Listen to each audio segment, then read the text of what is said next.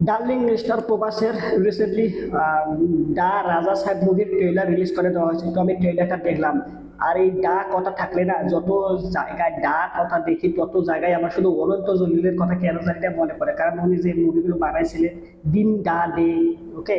এরপরে মানে প্রত্যেক প্রায় অলমোস্ট সবগুলো সিনেমার ক্ষেত্রে ওনার ডা কথাটা থাকে, টিএসি ডা, ওকে।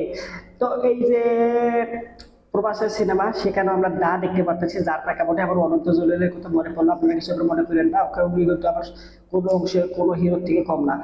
এই যে আমরা ডার্লিং স্টার প্রবাসের দা রাজা সাহেব সিনেমার ট্রেলারটা দেখলাম, এর আগে আমরা একটা টেজার দেখেছিলাম। ওই টেজারের মধ্যে যেগুলো এলিমেন্টস দেখিয়েছিল একদম মানে অন্যরকম লাগছিল, মানে ভিএফএক্স বলেন, সিজিআই বলেন, গ্রাফিক্স, ওভারঅল সবকিছু মিলিয়ে তুখর হয়েছে। আর এখানে এই যে এতটা ভালো হওয়ার রিজন হচ্ছে যে যেসব মেকাররা এখানে ভিএফএক্স, সিজিআই ও গ্রাফিক্স এর কাজ করতেছে, সেখানে প্রভাস নিজে একটা টিম তৈরি করছে। টিম তৈরি করে ওগুলোকে পর্যালোচনা করার জন্য, ওগুলোকে দেখার জন্য, ভুল ভ্রান্তি কোথায় হলো, কি হলো না হলো, এগুলো কে পরিচালনা করার জন্য সে একটা টিম গঠন করেছে এবং ওখানে নিয়োজিত করেছে, যে তারা দেখবে যে কোনখানে ভিএফএক্স এর দুর্বলতা রয়েছে, কোনখানে কি কাজ হচ্ছে, কি রকম করলে আরো ভালো হবে, এই বিষয়বস্তুগুলো তারা আর কি পরিচালনা করতেছে তার ওই টিমটা, ওকে। যার প্রেক্ষাপটে এখানে কিন্তু আমরা ট্রেজারে দেখেছিলাম কোনো প্রকার কোনো ভিএফএক্স বলেন, সিজিআই বলেন বা graphics, overall everything is good. আর ট্রেজারটা এরকম ছিল, আর ট্রেলারের ক্ষেত্রে কিন্তু কোথাও গিয়ে ব্যতিক্রম না। ট্রেলারটার মধ্যেও মনে করুন যে এমন একটা ফ্রেম দেখাতে পারবে না, এমন একটা স্ক্রিন বা এমন একটা ক্লিপস বা এমন একটা ইভেন্টস দেখাতে পারবে না যেখানে ভুল ভ্রান্তি বা ত্রুটি রয়েছে। যেমনটা আমরা প্রবাসের সিনেমা দেখেছিলাম আদি পুরুষে, একদম খাজা, একদম যখন একদম বিশ্রী, একদম ঘাটি, একদম ভস্রিকে টাইপের, ওকে।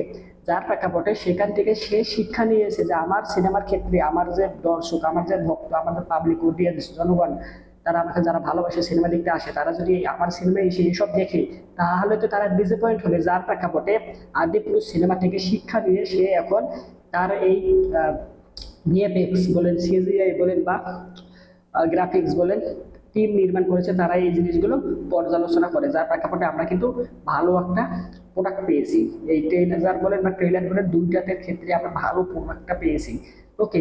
তো এভাবে যদি তার ওই টিমটা পর্যালোচনা করতে থাকে, পরবর্তী সিনেমা বা আগামী সিনেমা যেগুলো আসবে, তাহলে প্রত্যেকটা ক্ষেত্রেই মনে করি যে আমরা খুব ভালো কিছুই পাবো, ওকে। এই বিষয়ের কথা না বলি, এখন আমি যদি ট্রেইলারটা নিয়ে কথা বলি, ট্রেইলারের মধ্যে দেখা যাচ্ছে প্রথম বেশ কিছু সময় ট্রেইলারটার রান টাইম হচ্ছে 3 মিনিটের থেকেও বেশি, 3 মিনিট 15 সেকেন্ড কি 20 সেকেন্ড দেখলাম, ওকে। আর এই 3 মিনিট 20 সেকেন্ড কোনো একটা কি বলবো, ট্রেইলারটা মনে হচ্ছে একটা সিনেমার থেকে কম না, ওকে। এখানে প্রথমেই দেখাচ্ছে বিভিন্ন বিষয়বস্তু, আর যে এরিয়াল অ্যাঙ্গেল শটগুলো নেওয়া হয়েছে বা ওয়াইড অ্যাঙ্গেল শটগুলো দেখতে একদম দুর্দান্ত লাগে। এখানে প্রবাসের যে ডায়লগটাকে যেভাবে আর কি তার লুক দেওয়া হয়েছে, দেখতে একদম টুকর একটা সিকোয়েন্স রয়েছে, যে ওখানে দাঁড়িয়ে রয়েছে তারা তিনজন কি চারজন মিলে একটা স্পিড একটা ভূত আসতেছে, আহো দাদাজি মিললো বুঝেছে পেরেছে, আর পাগল হবে কে, তো কেয়া করে ভাগো ভাই। এখানে এখানে কিন্তু আমি আপনাদের বলি, এটা হচ্ছে horror comedy and action. Horror মানে ভৌতিক বিষয়বস্তু রয়েছে, কমেডি মানে হাস্যকর বিষয়বস্তু রয়েছে, অ্যাকশন মানে ভীষণ ভাষাও রয়েছে। বুঝতে পারছেন বিষয়টা? Horror comedy action. আবারও বলতেছি, ভৌতিক, কমেডি, নাচানাচি বা হাসাহাসি, ধরুন নাচানাচি না, হাসাহাসি, এরপর অ্যাকশন মানে মারামারি।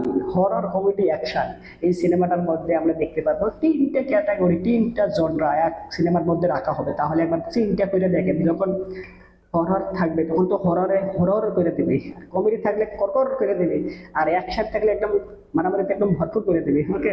তো ওভারঅল এই সিনেমা নিয়ে আমার এক্সপেকটেশন অনেক বেশি, কারণ প্রবাসের যে ওই যে বাহুবলী সিনেমা আমরা দেখেছিলাম, বাহুবলীর পরে এরপরে ওরকম হাইপের কোনো সিনেমা এখন পর্যন্ত সত্যিকার অর্থে আমার ওই বাহুবলী লেভেলের এখন পর্যন্ত কোনো সিনেমাই প্রবাসের হতে পারেনি। তো আমি আশা করবো যেন বাহুবলী সিনেমার যে বক্স অফিস কালেকশন তুলেছিল, যেরকম হাইপ ছিল, যেরকম আলোচনা প্রশংসা পেয়েছে, ঠিক এই রাজা সাহিদ সিনেমাটাও যেন এরকমটা হওয়ার পসিবিলিটি রয়েছে। যদি হয় তাহলে তো আরো ভালো। আর এখানে এলাকার মধ্যে cinematography, colour grading, overall everything is good. আর এখানে প্রবাসকে দেখতে যাওয়ার একদম দুর্দান্ত লাগতেছে, তার যে লুক, তাকে যেসব আর কি আউটলেস বা পোশাক আশাক পরানো হয়েছে সব দিক দিয়ে তাকে পারফেক্টলি মানায়। আর এখানে অন্যান্য অভিনেতা যারা রয়েছে তারাও খুব ভালো অভিনয় করেছেন। এখানে তো শুধু প্রভাস আর প্রভাস, তার পাশাপাশি এই নায়িকাকে দেখানো হয়েছে বেশ কিছু ঝলক, তাকেও দেখতে খুব সুন্দর লাগতেছে। আর এখানে সবার শেষে একটা সিকোয়েন্স রয়েছে, ওই সিকোয়েন্সের মধ্যে লুকটা তার ভিন্ন একদম, মানে 50 বছর প্লাস হয়ে গেছে প্রবাসের, এরকম একটা লুক দেখাচ্ছে।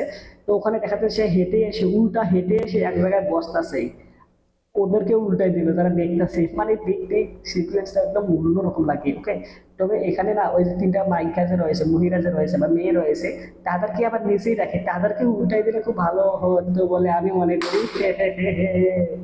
কারণ তাদের যে পোশাক আশাক পরেছিল কিরকম লুঙ্গির মতো, ওদের ওদের কি বলে, ওরা যদি উপর দিকে উল্টো উল্টা হয়ে যাইতো তাহলে তো সব কিছু দেখা যাইতো, ভাবলে পারলে রে। এর লেগে মনে হয় ডিরেক্টর বা হচ্ছে যারা এখানে অভিনেতা অভিনেত্রীদেরকে এইভাবে এই সিনেমার বেকাররা ওই জন্য নায়িকাদেরকে উল্টায়নি, কারণ ওদেরকে উল্টে দিয়ে তো 12টা বাজে যাইবে। লাইক করেন, এই ভিডিওতে কমেন্ট করে জানান আপনার মতামত, চ্যানেলটা সাবস্ক্রাইব করেন, আপনাকে সাবস্ক্রাইব করে সম্পূর্ণ ভিডিও দেখার জন্য আপনাকে অসংখ্য ধন্যবাদ। রাজা সাহেব প্রবাস আসতে খুব দ্রুত। বাই।